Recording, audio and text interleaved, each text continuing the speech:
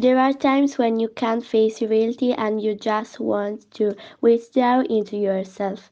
My name is Julia, and what I tell you is the most terrible experience that every single person could be able to remember growing up. I had recently received a phone. I was happy with it, but anywhere of how far into use it could go. From that moment, I grew up without realizing it, without taking into account the consequence, without thinking about the guilt feeling that hurled towards me. This is why I started to distance myself from everyone, trusting only a rectangular screen, losing all the life I had built for myself, without even realizing the days I was looking up in my room. I was like in another universe, just me and the person I trusted the most, the one who should never have abandoned me, the one with whom I wanted and the only one who made me smile through the message. I began to realize that I was changing when I stopped dreaming about a particular doll, only about meeting her. We had been planning for months to see each other live. I wanted a hug and she apparently one of mine.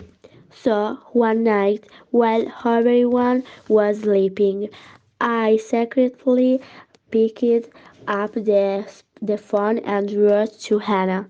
That's what she called me. I invited her to meet in a park in front of my house and she accepted. I dressed and ran outside. Arrived, I didn't see anyone, and I sat down on a bench to wait. Soon I talked about treating her a message, but she didn't answer. Meanwhile, in the distance, I saw a strange gentleman approaching. I was afraid, and sent another message without taking my eyes, however, from the gentleman to whom I felt a notification arrived at the same station as my sitting. I didn't know what to think and I repeated the gesture. The same thing happened as before. Then I understood and started running towards home. I ran as fast as I could. My head was spinning. I was confused and seized by the thought that I had been a fool.